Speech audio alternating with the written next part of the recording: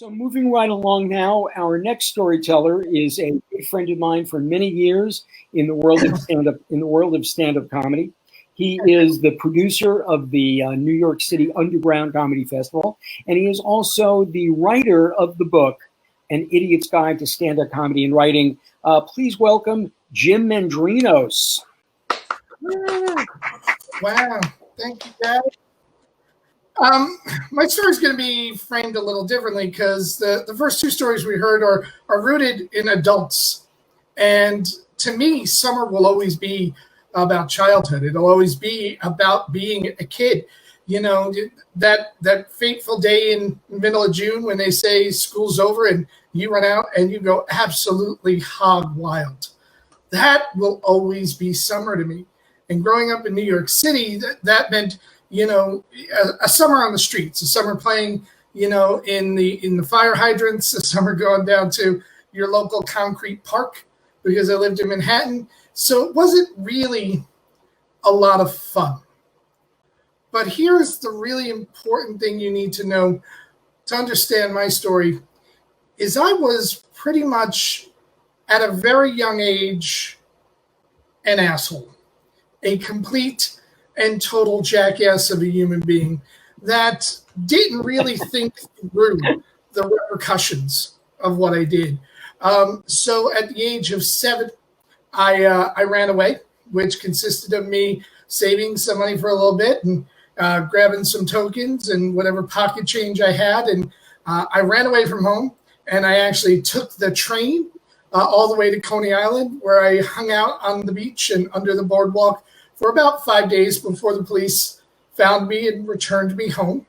And then at 8, I ran away again that summer. And it was me basically going all the way out to Rockaway Beach, where I managed to stay for 4 weeks before somebody got me, before somebody came and found me. At 9, I ran away a third time. And I got caught because when I was trying to transfer buses, because every time I would run away, I would get progressively more adventurous. When I was trying to transfer buses down in Washington, D.C., because I wanted to go to Disneyland, they just said, "Where's your parents?" And I went, "New York," and, you know, cops drive me back home. So at 10, my parents figured, all right, maybe he won't run away if we take him somewhere, if we go somewhere, which in theory is a great plan. It really is. Let's appease the demon child. I might have opted for a belt, but they thought to appease, so I understand their point of view. So my dad, being an immigrant, didn't really understand, you know, this whole concept of vacation. Because my dad came from Greece and basically was working on a ship at 12 years old and just thought I had a behavioral problem. But my mom went, "No, we'll rent a house and we'll hang out. He'll get to go to the beach every day. It'll be fun for him. He won't run away." And of course, extended family, cousins, aunts, uncles, all of them start pawning off their children on my mom and dad because we rented a summer house in Keansburg, New Jersey, on the boardwalk of Keansburg, New Jersey. And if you've not been to the boardwalk of Keansburg, New Jersey, it really was like a low-budget Wildwood. It really was like a bargain basement. It's where you want if you couldn't afford to go to a real place for the summer. So my mom and dad rented for 6 weeks in July and August a house in Keansburg, New Jersey. And periodically, all different relatives would come in and go out, and it was interesting.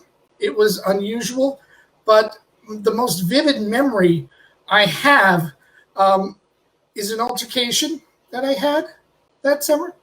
So I'm 10 years old, and we're all in Keansburg, New Jersey. And if you were a kid in Keansburg, New Jersey in the 1970s, you might remember this. Every day, at about 4 p.m., they had a parade down the boardwalk. And this clown would lead a parade down the boardwalk, and he would fling candy. And all the kids would be lining the boardwalk, losing their mind, because there's candy.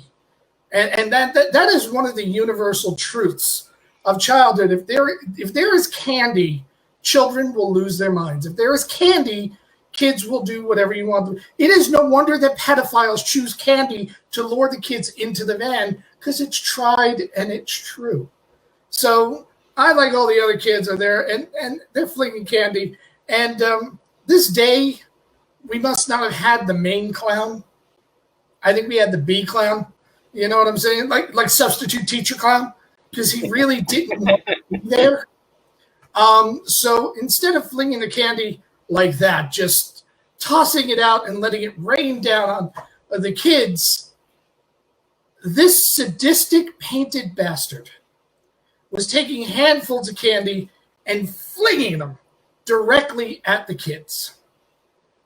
Now, if you're a little kid and you came there from somewhere in western New Jersey to spend a week or two on the shore, you know, you're going to get hit, you're going to flinch, you're going to cry for 10 seconds, and then you're going to scurry and get the candy.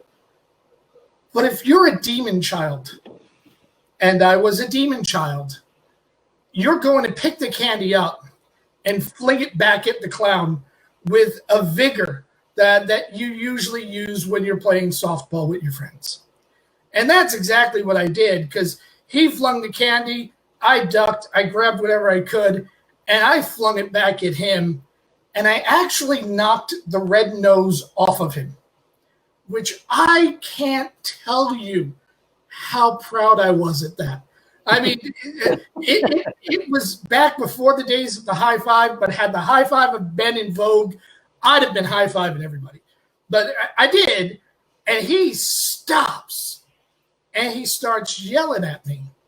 Now, in the neighborhood where I grew up, you don't back down. If you back down, you're going to get beat up really bad. So he's yelling at me, and I'm yelling back at him. He's calling me every name in the book. I'm calling him every name in the book.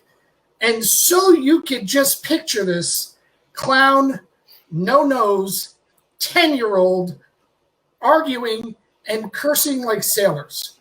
We really are. I mean, we are just cursing the hell out of each other. His people start to pull him away. And there's a magic phrase, and I'm not proud of it, but there's a phrase that you use when you really want someone to hit you, when you really want to get into a fight. And that phrase, for guys who grew up in my era in the 70s, it's tremendously out of vogue, and I don't suggest you do it now, is you say, "Oh, yeah, walk away, you pussy." And that came out of my little 10-year-old mouth. And then the next thing I remember was being tackled by a clown. And now my baseball cap is off. His clown wig is off. We're beating the hell out of each other. At one point, one of his shoes came off, and I grabbed his shoe, and I'm beating him with the shoe. And everyone is stuck in this limbo land of wanting to pull us apart. But visually, it is the funniest shit you have ever seen. It's a brawl with a clown. And really, in all of the gods of slapstick, isn't that what we have all tried to summon with every Marx Brothers movie? Isn't that what we all try to summon with every screwball comedy of all time? So we're going back and forth, and then finally the police come, and they pull us aside, and they grab me. And they take me back to my parents' house, or the place we were renting on the shore. And so now I'm 10 years old. I am now cuffed and being brought back to where my parents are. And they bring me to the door, and my mom and dad open the door, and now they're looking, and there's a horror. Because even when I ran away, when they bring me back, I wouldn't be in cuffs. Now I'm in cuffs. And my dad goes, "What'd he do?" And the cop said, "He got into a fist fight with a clown." And it was the only time in my life I had ever seen my immigrant father laugh.